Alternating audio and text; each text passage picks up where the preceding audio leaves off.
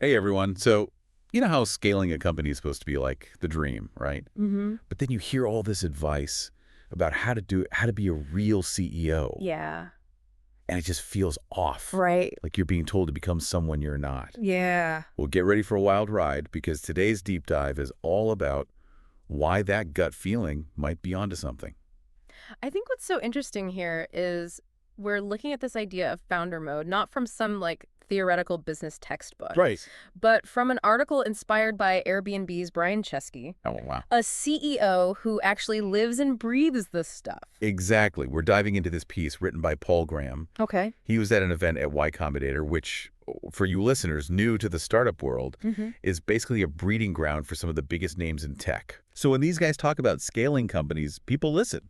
Absolutely. And the article really hones in on this almost counterintuitive question. Yeah.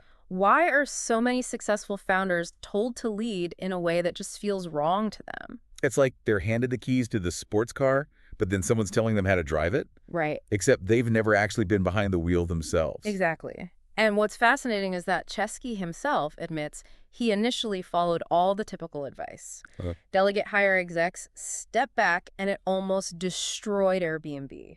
wow. He had to relearn how to lead in a way that felt authentic to him, even if it went against the grain. Okay, so let's unpack this founder mode thing a little. Sure. What does that actually look like in practice compared to, say, the traditional way of running a company? So imagine traditional manager mode, like a well-oiled machine, right? Okay. You've got all these different departments, each one a little black box doing its thing. Right. The CEO's job is to set the overall goals, but not necessarily get into the weeds of how each department gets there. Makes sense? Delegate and trust the experts. Right. But with founder mode, it's different. It's more about direct engagement. Right. It's about being hands-on, maybe even interacting with people far down the org chart, if what they're working on is absolutely essential to the heart of the company's mission. Interesting. Less about rigid structures, more about staying deeply connected to the work itself. Okay, so you're not just looking at spreadsheets and quarterly reports all day. Right. It's also like in founder mode, you never fully disconnect from that initial energy of when you were building the company from scratch. Exactly. And the article actually brings up a perfect example of this. Okay. Steve Jobs and his annual retreat for Apple's top 100 people. Okay. Now, these weren't necessarily the people with the C-suite titles. Right. Jobs picked them based on the actual impact of their work, even if they were relatively junior. Which in a traditional corporation is unheard of, right? Right. You'd have department heads up in arms if the CEO suddenly swooped in and started working directly with someone 3 levels below them. It would be chaos. Yeah. But Jobs was famous for breaking the mold, and this article argues that it's that willingness to go against the grain that might explain a lot of Apple's success. Interesting. They're not just designing products differently, they're thinking about leadership differently. Yep. So here's the million-dollar question.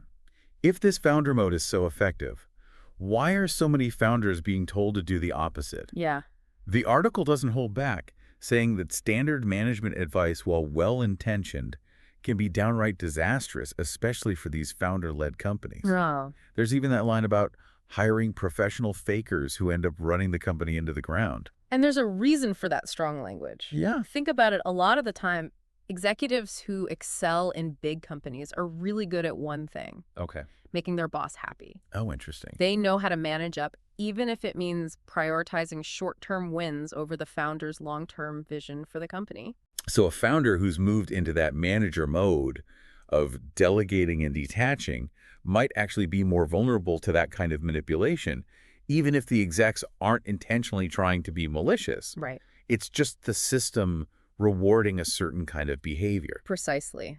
Yeah. And that's where this idea of founder mode gets really interesting. Because it's almost like you're guarding against that, right? By Mhm. staying more connected to the core work, you have a better sense of what's really going on, who gets it, and who might be playing the corporate game a little too well. You're picking up on a really crucial point, and it's something we're going to dive into even deeper as we go. Okay. This isn't just about a leadership style. It's about protecting the soul of the company, the very thing that made it special in the first place. Okay, so for all you listeners out there, I'm sure some of you are thinking, this all sounds great in theory, but how do I actually DO founder mode? Yeah, that's the question, isn't it? The article mentions delegation, so it can't be about micromanaging every little thing, right? Where's the line? You're hitting on the heart of it. The how is where things get really nuanced.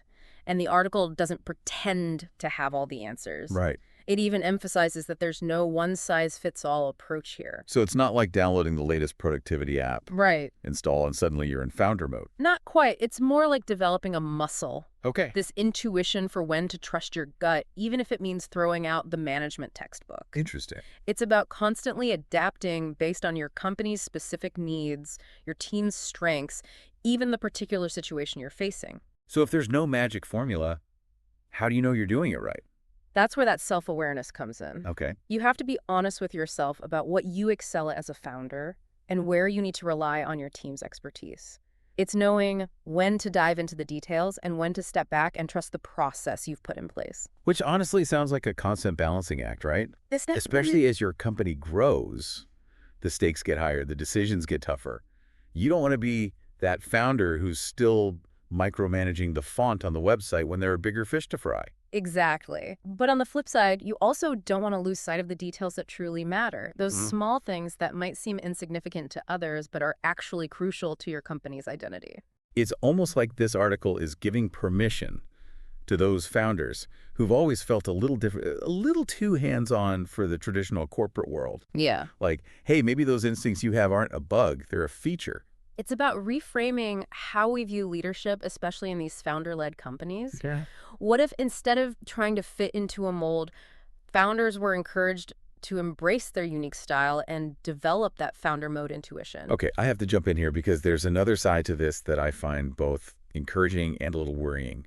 Encouraging because it means there are probably tons of founders out there who already operate this way instinctively, but maybe they've been told they're doing it wrong.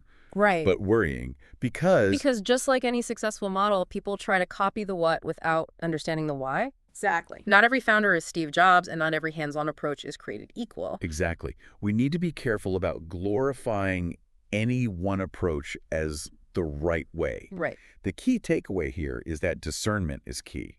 It's about understanding the principles behind founder mode, not just trying to imitate the outward actions. So for you listeners, if this deep dive is sparking something in you, if you're thinking, hey, that resonates with how I operate, don't just throw out all your management books and become a micromanaging maniac. Right. It's about finding that sweet spot, that balance between trusting your gut, empowering your team, and staying deeply connected to the heart of what makes your company unique. But for all of you listening who are thinking, okay, how do I actually put this into practice? What are some concrete takeaways from the article? Right. It can't just be about like feeling it, right? Yes. The article hints at a few practical applications of founder mode, Okay. even if it doesn't give like a step-by-step guide. Which makes sense because if it was that easy, everyone would be doing it. Exactly. One thing that stood out to me was how this approach changes your relationship to information within the company. Okay. In traditional manager mode, you're relying on reports, presentations, filtered data. Right. But in founder mode, you're encouraged to go straight to the source. So instead of just reading the market research report, Yeah. you're the one talking to the customer. Exactly. Or you're sitting in on a product design meeting. Okay. Not to dictate decisions, but to understand the team's thinking, the challenges they're facing. Right.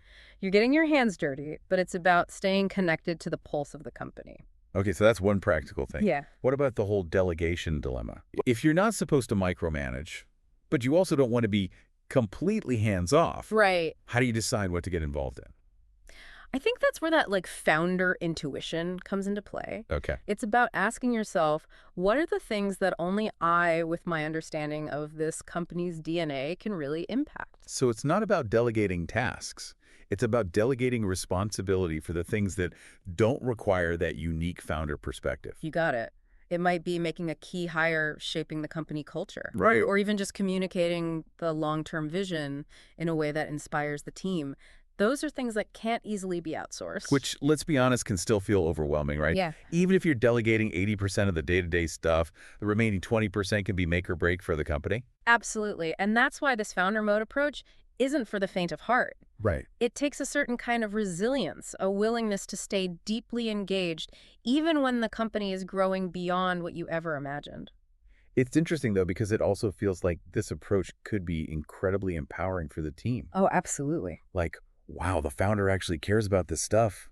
They're in the trenches with us. That's such a great point because it creates a sense of shared purpose, right? Yeah, It's not just about following orders, it's about everyone working together towards a vision that they believe in, a vision that the founder is actively shaping. I love that. It's like founder mode isn't just good for the company, it's good for the culture, for the overall feeling of we're all in this together. Exactly. And when you have that kind of alignment, that shared energy, that's when truly incredible things can happen. So for all our listeners out there, if this deep dive into founder mode has sparked something in you, if it's given you permission to trust your gut a little more, to maybe even question some of the traditional advice you've been given, then we've done our job. Because at the end of the day, there's no one-size-fits-all approach to building a successful company. Right. But there is something to be said for staying true to what makes you as a founder and finding ways to bring those strengths to the forefront, even as your company grows and evolves. And maybe, just maybe that's the real secret to scaling a company.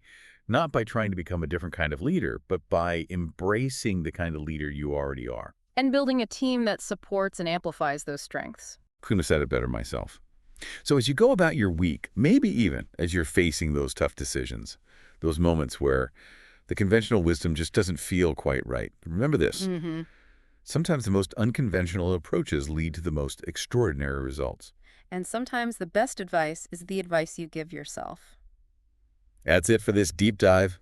Until next time, keep asking those tough questions, keep trusting your gut, and keep building something amazing.